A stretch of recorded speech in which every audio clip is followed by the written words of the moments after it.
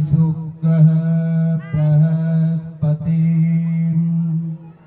पंचैताने संस्मरे नित्यम् वाणी विद्या प्रवर्तये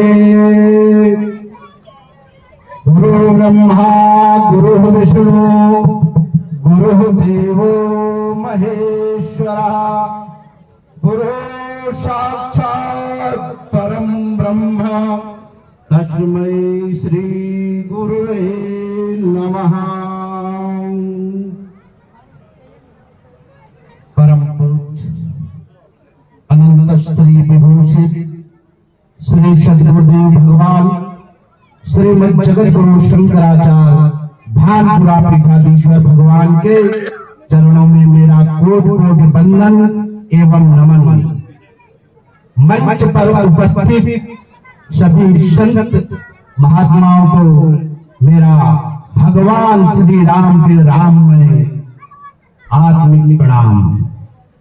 आए हुए सभी भक्त श्रद्धालु उसी भगवान श्री राम जो राजाओं के राजा राम कहलाते हैं, ऐसे उन्हीं के स्वरूप में सबको मेरा प्रणाम।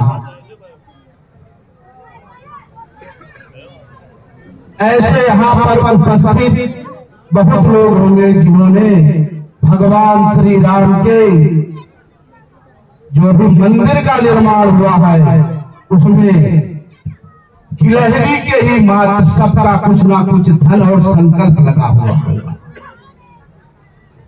ये निश्चित ही है।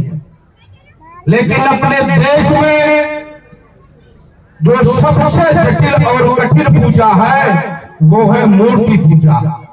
यदि मूर्ति पूजा को शास्त्रीय पद्धति और उसके निर्माण को ना किया गया तो वो सनातन संस्कृति के अंतर्गत नहीं आता।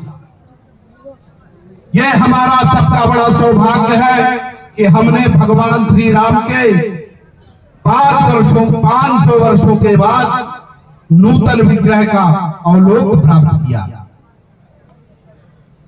हमारे देश में कई ऐसी ऐतिहासिक भूलें और हैं जिनको अभी सुधरना बाकी है। जैसे भगवान आदि जगत गुरु शंकराचार्य आज से 2500 वर्ष पहले उनका जन्म हुआ था। आज से 788 पूर्व एक शंकर जिनको अभिनव शंकर कहते हैं उनका जन्म हुआ था। हम लोगों के ऐतिहासिक भूल के कारण हम लोग अभिनव शंकर और शंकर को एक ही समझ लेते हैं और भगवान जो आदि जगत गुरु शंकराचार्य हैं उनके कालखंड को बहुत कम कर देते हैं। उनका तो जन्म 2500 वर्ष पूर्व हुआ था। अपनी वाणी से बहुत कुछ ना कहते हुए अपने देश में जो भी होता है वो केंद्र होता है और उसको बोलते हैं आस्था का केंद्र। भगवान श्री राम इस भारत देश के आज आस्था का केंद्र है और इस क्षेत्र में जो ये निर्माण हुआ है ये भी आस्था हॉस्पिटल भविष्य में औषधालय के रूप में आस्था का केंद्र होगा। हमने बहुत एक अध्यापक थे जिनसे हमने शिक्षा ली थी, वो थोड़ा व्यंग के रूप में बड़ी व्याख्या करती थी, लेकिन उसको मैं भगवान श्री राम के चरित्र से बताना चाहता हूं कि उनका चरित्र मर्यादा प्रधान चरित्र है। यदि हमारी प्रत्येक कर्म में मर्यादा नहीं रही तो हमारे भगवान श्री राम की भक्ति करने से कोई लाभ नहीं है। भगवान श्री राम तो इस भारत भूमि के रोम रोम में है। भगवान शंकर इसके कण कण में शंकर है और इस पूरी सृष्टि के चित्त में भगवान घनश्याम बसे हुए हैं। लेकिन हमारी आस्थाएं भगवान श्री राम कृष्ण और शंकर है तो उनके एक केंद्र भी है। ऐसे ही हमारे सामाजिक जीवन में वो हमारे जो पढ़ाते थे बड़ी व्याख्या करते थे कि जो है हमारे जो ये लौकिक जीवन है इनको 4 कोट चलाते हैं। कोट माने पहनने वाला, व्हाइट कोट, श्वेत कोट, खाकी कोट और ब्लैक काला कोट। यहाँ पर जो बना है वो श्वेत कोट का बना हुआ है। एक और कोट है जो हमारी इस भारतीय संस्कृति का आधार है, लेकिन उसको हम यहाँ पर शब्द रूप में नहीं कह सकते हैं। उन्होंने इतनी अच्छी व्याख्या की कि यदि ये व्हाइट कोट हमारे देश में मर्यादित हो जाए तो निश्चित ही जो औषधि लेने आता है वो कहता है हमको भगवान मिल गए। ये चिकित्सक नहीं, हमको भगवान मिल गए।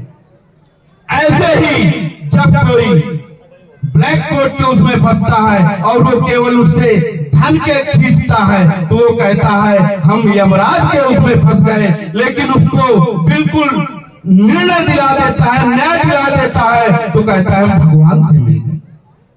ऐसे ही अपनी देश की जो खाकी है, जब वो अपना ठीक काम मर्यादा में करती है तो कहते हैं आज हमको सुरक्षित करने के लिए आज भगवान राम मिल गए, और यदि नहीं मिलते, वैसा कार्य नहीं होता तो कहते हैं आज हम रावण के फंदे में फंस गए।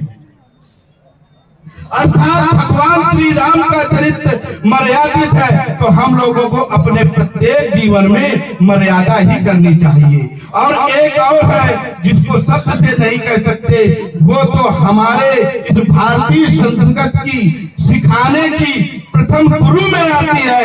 अर्थात हमारे देश में जो संस्कार होते हैं वो पहले वहीं से मिलते हैं। शिक्षा तो बाद का विषय है, संस्कार पहले का विषय है। यदि हमारे जीवन में संस्कार नहीं आए